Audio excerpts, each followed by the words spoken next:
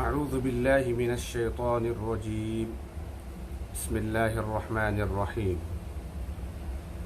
فَكُلُوهُ هَنِيئًا مَرِيئًا صدق اللہ العظیم۔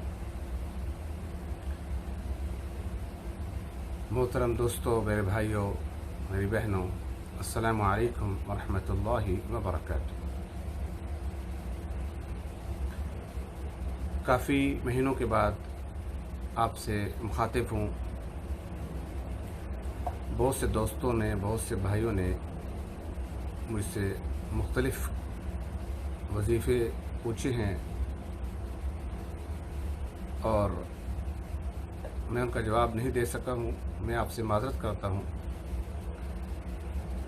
1.5 سال پہلے میرا ایکسیڈنٹ ہوا تھا اور میں بول نہیں سکتا تھا، جس کی وجہ سے میں آپ کو جتنے بھی آپ نے مجھ سے سوالات کیے ہیں میں ان کا جواب نہیں دے سکا ہوں، تو میں معذرت کرتا ہوں۔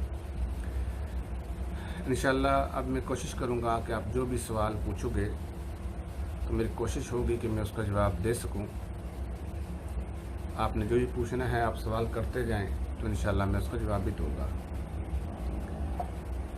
کافی دوستوں نے میسج کیا ہوا ہے، کسی کی امی بیمار ہوتی ہے، کسی کا بیٹا بیمار ہے، کسی کے ابو بیمار ہیں، تو وہ وظیفہ پوچھتے رہے۔ حضرت علی رضی اللہ تعالی عنہ کی طرف سے ایک وظیفہ بھی آپ کو بتاتا ہوں۔ قرآن کریم کی ایک آیت، بلکہ پوری آیت بھی نہیں ہے، فَكُلُوهُ هَنِيئًا مَرِيئًا،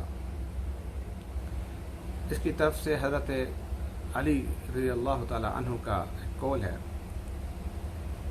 حضرت علی رضی اللہ تعالیٰ عنہ نے فرمایا کہ جو کوئی شخص اپنی زوجہ کو دین مہر میں سے کچھ زد نقد دے گا تو وہ عورت اس رقم کو، جو نقد اس نے دے دی، وہ رقم اپنے شوہر کو بخش دے،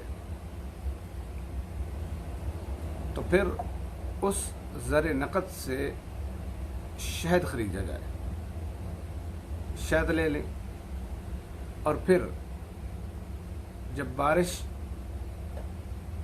برس رہی ہوتی ہے تو اس بارش کا پانی کو جمع کریں، اور وہ بارش کا پانی جو آپ نے شہد لیا ہوا ہے اس شہد کو اور اس پانی کو ملا کے ایک مریض کو پلا دیں۔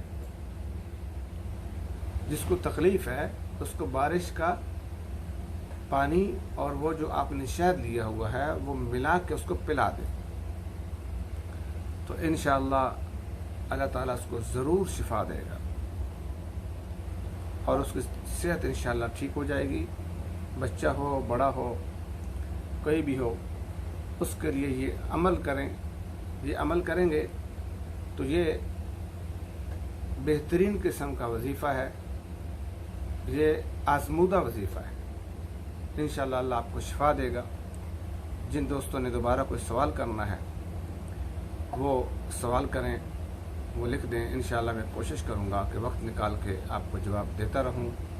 وما علینا الا البلاغ۔ اللہ حافظ۔ وہ ہماری ویڈیو اچھی لگی تو اس کو آپ شیئر کریں، دوسروں تک پہنچائیں، لائک کریں اور اس چینل کو سبسکرائب کریں تاکہ آپ کو اس طرح کی اچھی ویڈیوز ملتی رہیں۔ السلام علیکم ورحمۃ اللہ وبرکاتہ۔ اللہ حافظ۔